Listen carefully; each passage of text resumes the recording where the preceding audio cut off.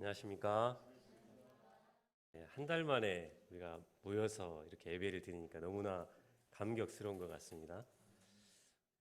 앞으로 더 이상 재확산이 안 되어서 우리가 집합 예배로 계속 드릴 수 있었으면 좋겠습니다.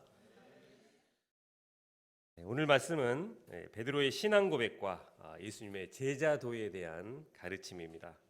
오늘 우리는 예수님을 누구로 고백하고 있습니까?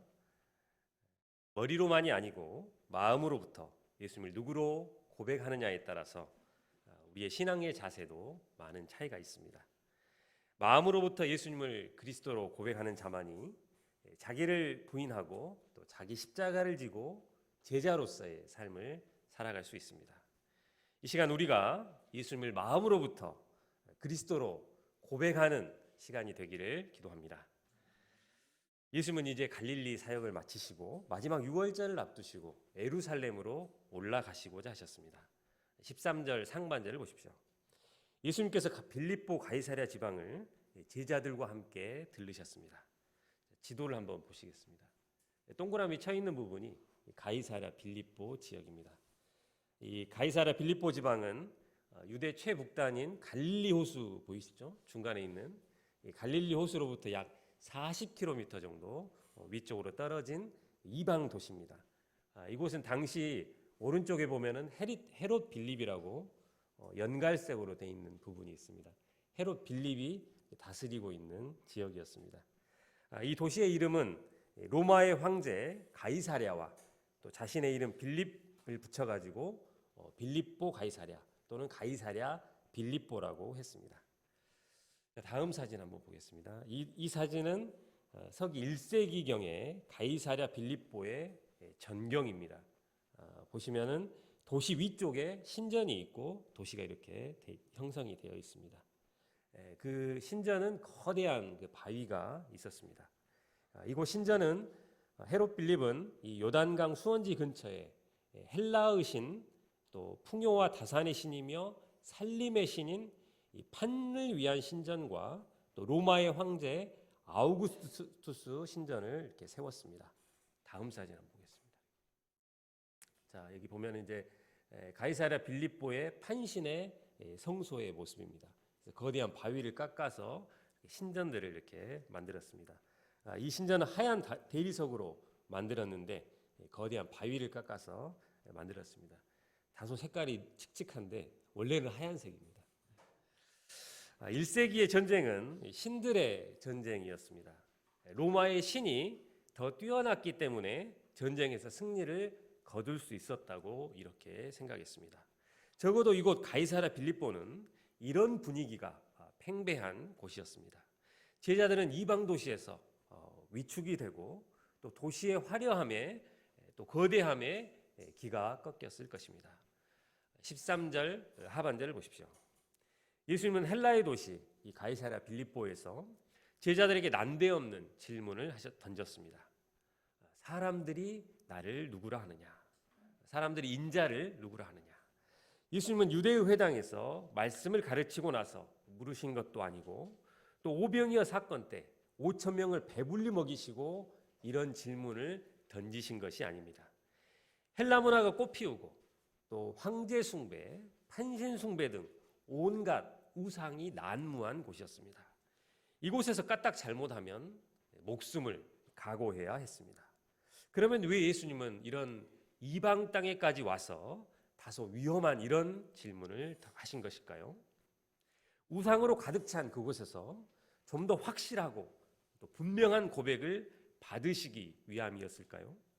아니면 무리들을 제자들과 분리시켜 놓기 위해서 그냥 조용한 곳으로 가고자 해서였을까요? 그 이유를 우리가 다 알 수는 없지만 제자들로서는 상당히 대답하기 어려운 고백이 되었을 것입니다. 오늘날로 치면 1대1을 하다가 물으시거나 또 예배 도중에 물으신 것이 아니라 불야성을 이루고 있는 구시청 사거리 한복판에서 나를 누구라 하느냐고 물으신 것입니다. 마스크를 벗어젖히고 또 신나게 몸을 흔드는 그런 젊은이들에게 예수님을 누구라고 생각하시나요? 라고 물어보는 것입니다. 그들 입에서 무슨 말이 나올까요? 저는 무서워서 물어보지도 못할 것 같습니다. 이런 상황 가운데서 우리에게 사람들이 나를 누구라 하느냐고 물으신다면 대답하기가 쉽지 않을 것입니다. 나를 누구라 하느냐, 이 질문은 예수님을 사람들이 어떻게 인식하고 있느냐는 것입니다. 사실 예수님은 고향 땅에서도 배척을 받으셨고, 또 바리새인 서기관들은 예수님 보고 바알세부를 힘입었다고, 귀신 들렸다고 비방을 했습니다. 하나님의 아들로 오셔서 메시아의 길을 걷고 계시지만 사람들의 관심은 오직 표적에만 있었습니다. 오병이어 사건 후에 그들은 예수님을 왕으로 삼고자 했지만 생명의 떡을 먹어야 한다고 말씀하시자 뒤도 안 돌아보고 흩어져 버렸습니다. 그 백성들은 하나님의 말씀이 기준이 아니라 자신의 필요에 따라서 메시아를 가름하고 있었습니다. 이 질문에 대한 제자들의 대답이 무엇입니까? 14절을 보십시오. 제자들은 부정적인 말들은 다 빼버렸습니다. 점잖게 평가한 이야기들만 했습니다. 세례 요한, 더러는 엘리야, 어떤 이는 에레미야나 선지자 중에 하나라고 합니다. 헤롯은 예수님을 보고 세례 요한이 살아났다고 했습니다. 예수님이 손을 얹으면 병자들이 낫고 또 귀신을 쫓아내시고 오병이어를 먹는 기적을 체험한 사람들은 예수님을 엘리야와 같은 능력의 선지자라고 생각했습니다. 에레미야는 유다가 망하기 직전 왕과 다른 종교 지도자들로부터 미움과 박해를 받았는데 이런 점에서 예수님을 또 에레미야라고 생각한 것 같습니다. 사람들은 각자 자기 신의 관점에서 이런 단편적인 모습들만 보고 세례 요한, 엘리야, 에레미야 혹은 선지자 중에 하나라고 결론을 내린 것입니다. 제자들의 대답을 들으신 예수님은 곧이어서 두 번째 질문을 하셨습니다. 15절을 보십시오. 이르시되 너희는 나를 누구라 하느냐? 이 질문은 예수님에게 대단히 중요한 질문이었습니다. 그동안의 갈릴리 사역은 사실 자신이 누구인지를 계시한 사역이라고 해도 과언이 아닙니다. 그런데 만약 제자들의 입에서 다른 말이 나온다면 예수님의 갈릴리 사역은 수포로 돌아가는 것입니다. 제자들은 어떻게 대답을 했습니까? 16절을 다 함께 읽어보겠습니다. 시작. 시몬 베드로가 대답하여 이르되 주는 그리스도시요 살아계신 하나님의 아들이시니라. 제자들이 머뭇거리고 있자 베드로가 나섰습니다. 베드로는 조금도 망설임이 없이 주는 그리스도시요 살아계신 하나님의 아들이시니라 라고 대답했습니다. 이것이 무슨 뜻입니까? 첫째, 주는 그리스도. 그리스도라는 말은 헬라어입니다. 또 히브리어로는 메시아라고 합니다. 메시아는 기름 부음을 받은 자라는 뜻입니다. 구약에서 기름 부음은 왕과 또 제사장 또 선지자들에게 행해졌습니다. 사무엘이 다윗에게 기름을 부었습니다. 또 모세가 아론에게 기름을 부었습니다. 심지어 엘리사는 이스라엘을 침략할 아람의 왕인 하사엘에게도 기름을 부었습니다. 하나님이 택하신 지도자, 하나님의 구원과 심판을 수행하는 자라면 기름 부음을 받은 자였습니다. 이사야서에 보면 바사의 왕 고레스를 향해서 하나님이 택하신 목자요 또 기름 부음을 받은 자라고 나옵니다. 그가 바벨론을 심판하고 그 압제에 있던 이스라엘을 구원해서 예루살렘으로 돌아가게 하는 구원자의 역할을 했기 때문입니다. 예수님도 그들처럼 구원 역사를 수행하시는 기름 부음을 받으신 분이라는 것입니다. 그런데 다른 점이 있습니다. 그리스도 앞에는 헬라어 호가 붙어 있고 또 영어 성경에는 관사 더가 붙어 있습니다. 이는 모세나 다윗과 같은 구원의 역할을 하시지만 죄로부터 그 백성을 온전히 구원하실 분이시요 또 선지자들을 통해 예언된 하나님의 나라를 회복하시고 완성하실 유일한 분을 가리킵니다. 그러므로 주는 그리스도라는 말은 우리가 기다렸던 바로 그 구원자라는 말입니다. 역사 속에서 등장했던 많은 메시아들의 그림자들이 가리켰던 진정한 구원자가 바로 당신이라는 고백입니다. 그러나 베드로의 고백은 1세기 당시에는 이런 의미로 사용되기보다는 자기 백성에게 보내는 인간 구원자를 뜻하는 희망적인 호칭이었습니다. 당시의 이스라엘 백성들은 다윗의 자손인 메시아가 와서 다윗과 같은 강력하고 또 위대한 나라를 회복할 줄로 생각했습니다. 베드로는 예수님이 그 권능으로 로마의 압제에서 벗어나서 강력한 나라를 세울 기대에 부풀어 있었고 또 이를 예수님에게 고백한 것입니다. 둘째, 하나님의 아들, 하나님의 살아계신 아들. 제자들은 이미 예수님이 물 위로 걸어오시고 또 바람과 바다를 잔잔하게 하셨을 때 하나님의 아들이라고 고백한 적이 있습니다. 제자들의 고백은 달라지지 않았습니다. 예수님은 사람들에게 개무시도 당했습니다. 귀신 들렸다, 또 전통을 모르는 무식한 선생이다, 그냥 평범한 목수에 불과하다, 이런 말들을 예수님 옆에서 제자들은 듣기도 했습니다. 그러나 베드로를 포함한 제자들은 이런 사람들의 평가에 흔들리지 않았습니다. 또 이방 지역에 와서 잔뜩 주눅이 들었지만 달라지지 않았습니다. 왜냐하면 예수님을 인격적으로 체험했기 때문입니다. 베드로는 밤새 고기잡이에 실패했을 때 깊은 곳에 가서 그물을 내리라는 그런 말도 안 되는 예수님의 말씀을 듣고 순종해 보았을 때 예수님이 누구신지를 체험할 수 있었습니다. 베드로는 예수님이 살아계신 하나님의 아들이라고 했습니다. 어차피 살아계시지 아니하시면 하나님이 아니시기 때문에 살아계신이라는 분사는 불필요한 것으로 볼 수 있습니다. 그러나 현재 이곳에서 예수님과 함께 스스로 살아계시며 세상을 주관하시는 하나님으로 베드로는 인식한 것입니다. 삼위일체 중에서 하나님과 예수님이 함께 하심을 고백한 것입니다. 당시 유대인들은 하나님의 아들과 메시아를 동급으로 생각했습니다. 마태복음 26장 63절에서 대제사장은 예수님께 이렇게 질문했습니다. 내가 하나님의 아들 그리스도인지 우리에게 말하라. 또 역대상 17장 13절에는 다윗의 뒤를 이어서 그 나라를 영원히 견고하게 할 하나님이 오실 것이라고, 하나님의 아들이 오실 것이라고 하였습니다. 또 시편 2장 7절에는 하나님이 그의 아들을 세상의 왕으로 세우신다는 표현이 있습니다. 살아계신 하나님의 아들이란 표현은 천지를 창조하신 유일한 분께서 그의 아들을 세상의 영원한 왕으로 세우셨음을 의미합니다. 그러므로 베드로는 예수님이 하나님의 아들로서 영원한 왕으로 우뚝 서실 것을 믿었습니다. 왕으로서 존경과 경배의 대상이요, 흠모하고 죽음을 각오하고 예수님을 따르고자 했던 것입니다. 베드로는 진주장사가 가장 값진 진주 하나를 발견한 것처럼 예수님이 가장 값진 진주라고 고백한 것입니다.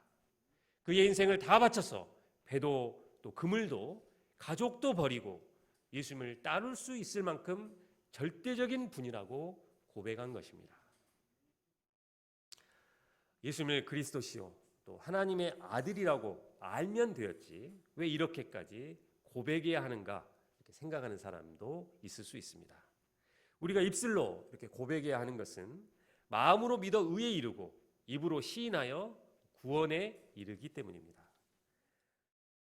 아내들에게 어떻게 하느냐에 따라 남편의 유형을 네 가지로 구분할 수 있다고 합니다. 첫 번째 유형은 고백만형입니다. 사랑 고백은 자주 잘하는데 실제 삶 속에서 별로 사랑하고 있다는 확증을 받을 수 없는 남편입니다. 두 번째는 상남자형입니다. 살림도 잘 도와주고 또 선물도 자주 해주는데 사랑 고백은 죽기보다 싫어하는 남편입니다. 세 번째는 사랑 고백도 안 하고 또 별로 사랑하고 있다는 생각도 안 드는 그냥 같이 살고 있는 동거형 남편입니다. 마지막으로 네 번째는 예쁜 꽃을 들고 와서 사랑 고백도 하고 또 가정 생활에도 충실할 뿐 아니라 아내를 위해서 이벤트도 종종 해주는 일명 천상계 남편입니다. 아마도 우리 그레이스 목사님은 저를 상남자형 남편이라고 할 것 같습니다. 사모님들에게 한번 물어보겠습니다. 우리 형제 목사님들은 과연 어떤 유형이십니까? 그런데 이것을 우리의 신앙에 대입해 보면 우리는 어떤 유형의 신자들일까요? 우리 7부 모든 목자님들이 천상계 목자들이 될 수 있기를 기도합니다. 그런데 요즘은 예수님이 그리스도시요 또 하나님의 아들이신 것을 머리로 모르는 사람은 없을 것입니다. 입술로 고백하는 것도 그리 어렵지 않습니다. 그러나 제자들의 고백에 결단과 헌신이 뒤따르듯이 우리의 고백도 결단과 헌신이 반드시 따라야 합니다. 교회에서뿐만이 아니라 내가 일하고 있는 직장에서 주는 그리스도시요 하나님의 아들이십니다 고백하고 예수님을 높여드리는 삶, 또 예수님을 온전히 쫓는 삶을 살아야 하는 것입니다. 코로나 시대에 우리는 집에서 공부하고 또 집에서 근무도 하고 또 집에서 예배 드리다 보니 어느새 편한 것에 익숙해져 가고 있습니다. 감염병 예방을 위해서 집에 있는 것을 권고하고 있지만 마음 한구석에서는 교회에 나가는 것이 귀찮고 또 힘든 일이 되어버렸습니다. 우리의 마음을 주님께 드려야 하는데 온통 드라마와 영화와 게임 그리고 웹툰에 마음을 빼앗겨버리기 쉽습니다. 머리로는 주님이 왕이시지만 실제 삶에서는 우리를 지배하고 있는 것은 이런 세속적인 것들이기 쉽습니다. 우리가 이런 것들에 마음을 빼앗겨서는 안 되겠습니다. 우리 7부는 코로나로 인해 주어진 시간들을 말씀을 암송하면서 보낼 수 있기를 바랍니다. 지난 암송대회를 통해서 총 23명이 암송과 필사에 도전을 하셨고 무려 51만 원이 지출이 되었습니다. 하나님께 감사를 드립니다. 우리가 이번 추석도 마태복음 5장 말씀을 암송하면서 가정에서 주는 그리스도시요 살아계신 하나님의 아들이십니다 라고 신앙 고백할 수 있기를 기도합니다. 17절을 다 함께 읽어보겠습니다. 시작. 예수께서 대답하여 이르시되 바요나 시모나 내가 복이 있도다. 이를 내게 알게 하니는 혈육이 아니요 하늘에 계신 내 아버지시니라. 베드로의 신앙 고백을 말씀하신 예수님은 베드로가 말한 살아계신 하나님이 이를 알게 하셨다고 말씀하셨습니다. 베드로의 고백은 전적으로 하나님의 은혜로 말미암은 것입니다. 이런 고백을 한다는 것은 정말로 복받은 것입니다. 이를 알게 하니는 혈육이 아닙니다.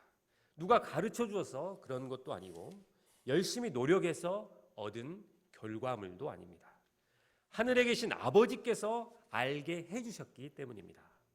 그분이 주권적으로 계시해 주신 것입니다. 모든 은혜와 복은 하나님이 주도권을 주시고 위에서 아래로 베푸셔야 합니다. 하나님이 우리에게 오셔서 우리에게 계시해 주시는 만큼 우리는 깨달을 수 있고 우리는 고백할 수가 있습니다. 그래서 우리는 날마다 이 하나님의 은총을 간구하는 것입니다. 18절과 19절을 보십시오. 예수님은 놀라운 말씀을 계속하셨습니다. 너는 베드로라. 베드로의 원래 이름은 시몬이었습니다. 아람어로 게바이고 헬라어로 베드로입니다. 이는 반석이라는 뜻입니다. 예수님은 이 반석 위에 내 교회를 세우시겠다고 했습니다. 예수님은 거대한 반석이 있는 이 가이사랴 빌립보 도시에서 베드로의 이름을 반석이라고 지어주셨습니다. 그리고 이 반석 위에 교회를 세우리라고 말씀하셨습니다. 어찌 보면 아재 개그처럼 보이지만 이 단순한 워드플레이를 통해서 의미를 강조하신 것입니다. 베드로가 반석이 되어야 한다는 것입니다. 그렇지 않으면 여기서 베드로의 이름을 반석이라고 지어줄 하등의 이유가 없습니다. 예수님의 이 말씀처럼 초대교회는 베드로가 이 반석 역할을 감당했습니다. 그러나 베드로전서 2장 4절에서 6절을 보면 베드로는 구약 말씀을 인용해서 진정한 반석이 예수님이심을 드러냈습니다. 또 에베소서 2장 20절은 예수님이 모퉁이 돌이 되시고 이 사도와 선지자들이 공동의 터가 된다고 하였습니다. 그러므로 이 말씀은 교회가 발전되던 이 초기 단계에 이 베드로의 역할이 반석과 같은 것임을 제자들에게도 분명히 말씀하신 것입니다. 그런데 여기 교회라는 단어는 에클레시아로 쓰였는데 이것은 외형적인 건물이 아니라 공동체를 의미합니다. 예수님을 진실되게 알고 이를 고백한 공동체를 가리킵니다. 예수님은 내 교회라고 하셨습니다. 교회의 주인은 사람이 될 수 없습니다. 아무리 훌륭하고 또 큰 업적을 남긴 사람도 교회의 주인이 될 수는 없습니다. 설령 내가 돈을 들여서 예배당을 세웠다 하더라도 그 교회는 내 것이 아니며 또 팔거나 세습할 수가 없습니다. 교회의 주인은 예수님이시고 교회의 머리도 예수님이십니다. 그러하기에 음부의 권세가 이길 수 없습니다. 우리는 매우 작습니다. 또 휘황찬란하게 올라가는 문명의 금자탑과 거대한 문화의 조리 앞에 우리는 한없이 연약해 보입니다. 그러나 최후의 승리는 바로 우리의 것입니다. 예수님이 세우신 예수님의 교회이기 때문입니다. 예수님은 천국 열쇠를 준다고 했습니다. 이는 천국으로 안내하는 권세이며 동시에 천국 양식으로 먹일 수 있는 특권이 주어졌음을 의미합니다. 앞서 13장 52절에서 천국의 제자된 서기관에 관해 이야기를 하신 적이 있습니다. 옛 것과 새 것을 내와서 잘 공급해 주어야 하는 게 제자들의 책무입니다. 이 열쇠의 힘은 예수님을 그리스도로 믿는 이 믿음과 또 복음 자체가 가진 능력에서 나옵니다. 사도행전 2장에서 베드로는 십자가와 부활의 복음을 전하여 3,000명의 영혼들에게 천국으로 가는 문을 열어 주었습니다. 또 5장에서는 교회의 그릇을 깨는 이 아나니아와 삽비라 부부를 천국의 문 앞에서 제지를 시켰습니다. 또 15장에서는 이방인들에게 복음 외에는 율법으로 멍에를 매지 말게 하고 몇 가지 조항만을 지키도록 하자는 예루살렘 총회의 의결을 선포하였습니다. 이로 인해 이방인 신자들이 은혜 위에 신앙생활을 자유롭게 하도록 도와주었습니다. 베드로와 초대교회 지도자들이 이 메고 푸는 열쇠를 어떻게 사용하느냐에 따라서 하나님의 역사가 힘있게 확장이 되었습니다. 그들은 성령이 하시는 일에 신실한 동역자들이 된 셈입니다. 이 놀라운 일이 오늘날 우리 칠부 교회에도 온전히 나타날 수 있기를 기도합니다. 예수님은 제자들의 고백을 다 들으시고 나서 자기가 그리스도인 것을 아무에게도 알리지 말라고 제자들에게 경고하셨습니다. 이는 당시에 이 잘못된 메시아관 때문에 군중들에게 잘못 전달이 되면 심각하게 왜곡될 수 있었기 때문에 이를 경계하신 것입니다. 21절을 보십시오. 바로 이때로부터 예수님은 이제 메시아 그리스도로서 가야 할 길을 말씀하셨습니다. 이 말씀은 마태복음에만 3번이나 반복되어서 기록하고 있습니다. 이 문장은 모든 동사가 must로 연결되어 있습니다. 예루살렘에 올라가야만 하고 또 고난을 받아야만 하고 죽임을 당하셔야 하고 제3일에 살아나야 한다는 말입니다. 여기에는 우연이나 또 인간의 계획이나 또 불행 같은 단어가 끼어들 그런 여지가 없습니다. 제자들이 원하든 원치 않든 또 가룟 유다가 배반하든 배반하지 않든 반드시 이루어질 하나님의 구속 역사 완성을 위한 마스터 플랜이었습니다. 성경에 보면 하나님이 내가 시초로부터 종말을 알게 하며 나의 뜻이 설 것이라는 말씀이 있습니다. 하나님이 에덴 동산을 만드실 때부터 그의 아들을 통한 구원과 재창조를 이미 계획하셨다는 말입니다. 하나님은 내가 계획하였은즉 반드시 시행하리라고 하셨습니다. 그러므로 그를 믿는 자들이 할 일은 그것을 받아들이는 것입니다. 그리고 그 하나님의 뜻 속에서 내게 부여된 길을 가는 것입니다. 그러나 베드로는 22절에서 본색을 드러냈습니다. 예수님을 붙들고 항변했습니다. 베드로가 이렇게 화를 낸 적은 없었습니다. 빈들에서 5천 명의 무리를 위해서 너희가 먹을 것을 주라고 하실 때도 화를 내지는 않았습니다. 또 16장 전반부에서 누룩의 의미가 무엇인지를 몰라 소나기로 책망을 받을 때도 화를 내지는 않았습니다. 그 정도는 감당할 수 있었습니다. 그런데 이것은 못 참았습니다. 제가 신앙생활을 하며 다 참을 수 있지만 그것만은 안 됩니다. 죽으라고 하면 죽는 신용까지도 하겠지만 그것만은 용납할 수가 없습니다. 이것이 베드로의 무의식이며 또 그를 지배하고 있는 자의식이었습니다. 나의 깊은 의식을 하나님이 건드리시만 않으시면 별 탈 없이 지나갑니다. 그러나 그것이 건드려지는 순간 돌아버립니다. 그런 것이 우리 누구에게나 있습니다. 내면 정리가 다 안 되면 누구나 그렇게 될 수 있습니다. 그래서 순식간에 예수님의 멱살을 잡게 됩니다. 23절을 보십시오. 베드로의 입장에서 보면 자신이 배와 그물을 버려두고 예수님을 쫓는 것은 고난받고 죽으시는 예수님을 따르기 위함이 아니었습니다. 예수님이 고난을 받고 죽으신다는 것은 베드로 입장에서는 다소 무책임한 발언이라고 생각했을 수 있습니다. 예수님이 고난을 받고 죽으시게 되면 이스라엘 백성들은 어떻게 하고 또 제자들은 어떻게 하란 말입니까? 베드로는 자신뿐만 아니라 백성들도 생각하고 또 예수님에 대한 배려와 충성을 보여주는 것 같습니다. 그러나 베드로의 인간적인 배려가 오히려 예수님을 넘어지게 하였습니다.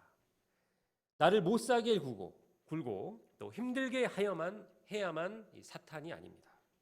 사탄의 더 고단수 전략은 나로 하여금 편하고 또 쉬운 길을 가도록 부추기는 것입니다. 코로나 시대는 더더욱 우리를 편하고 또 쉽게 살도록 부추기고 있습니다. 힘들게 전도를 안 해도 되고 또 할 수 있는 게 아무것도 없다고 핑계하기가 쉽습니다. 그러나 이런 것들은 나를 위하는 것 같지만 실상은 나를 시험에 들게 하고 또 실족시키는 것이라는 것을 잘 알아야 합니다. 우리도 예수님처럼 이런 인간적인 배려를 단호히 물리쳐야겠습니다. 베드로는 마땅히 예수님의 제자로서 이제는 예수님 편에 서서 하나님이 원하시는 일을 해야 했습니다. 하나님이 예수님을 통해서 어떤 일을 하시기를 원하시는지 잘 분별해야 했습니다.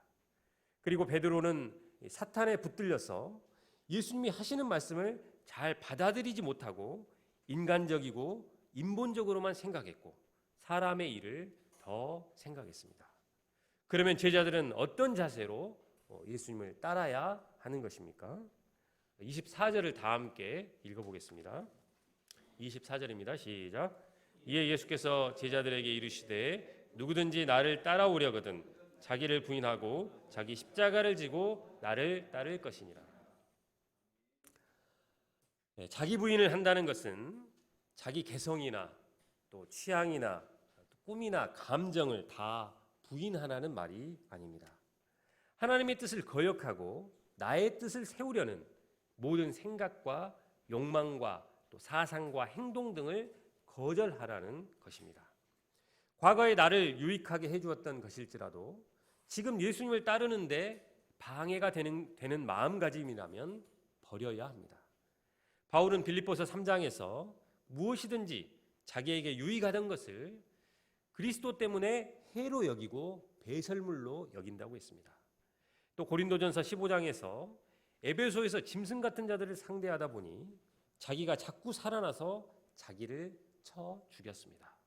그래서 나는 날마다 죽노라라고 고백했습니다. 또 어떤 경우에는 과거에 버렸던 것인데 지금은 예수님을 따르는데 필요하기에 다시 취해야 하는 것도 있습니다.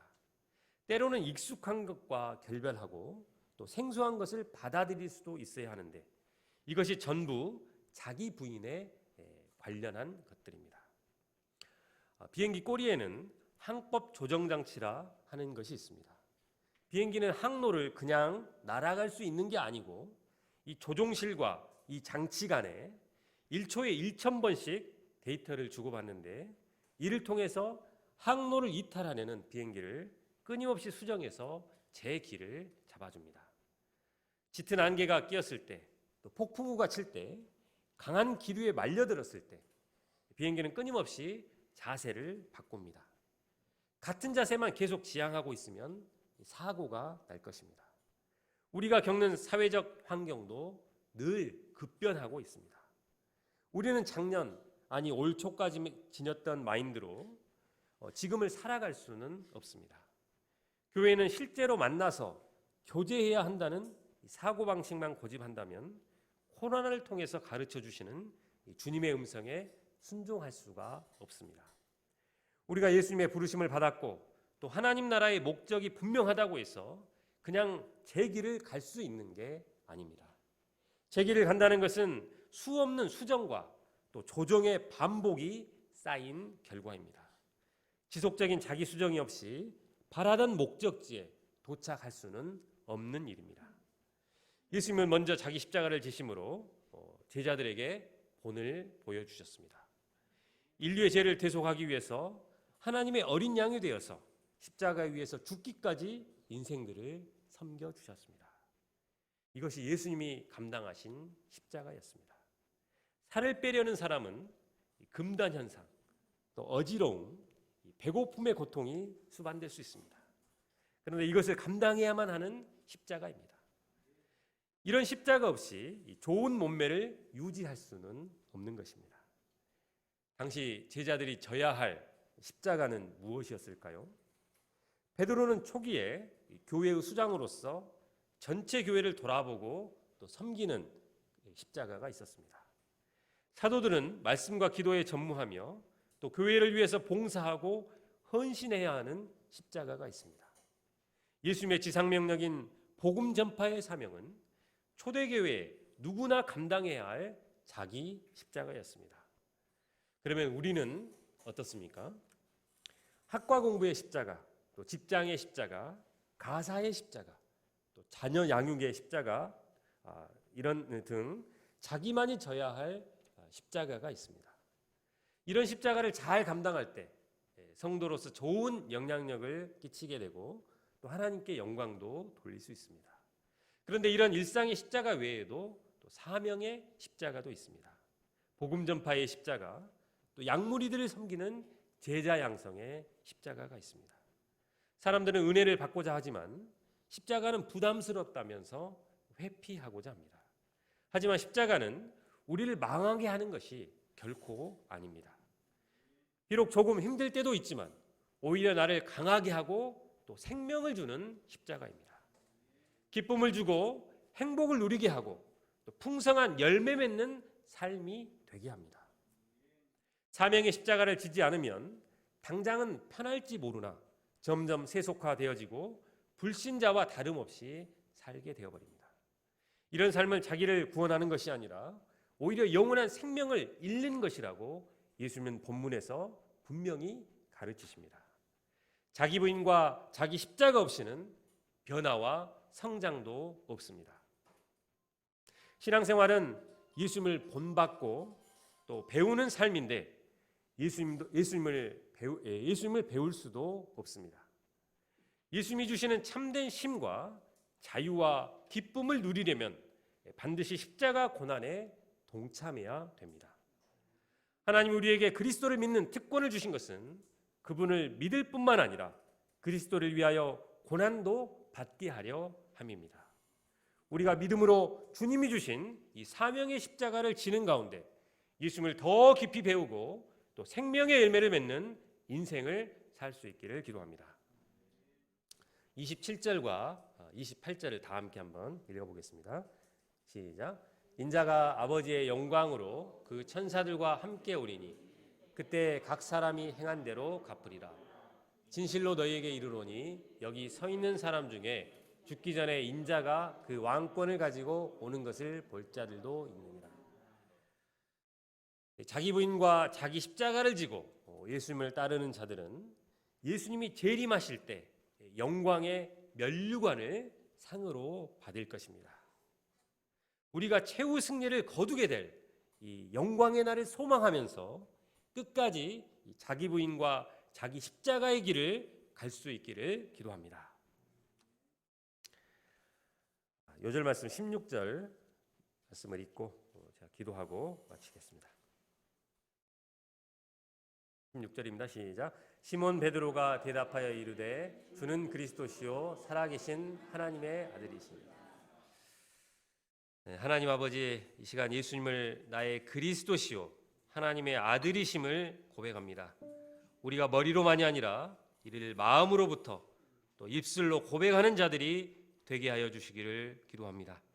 그래야 예수님이 가신 십자가의 길을 우리도 자기를 부인하고 또 자기 십자가를 지고 쫓을 수 있기를 기도합니다. 내가 부인해야 할 것이 무엇이고 또 내가 져야 할 십자가가 무엇인지를 알게 해주시고 또 이를 충성되이 감당하는 자들이 되게 하시기를 기도합니다. 예수님의 이름으로 기도합니다.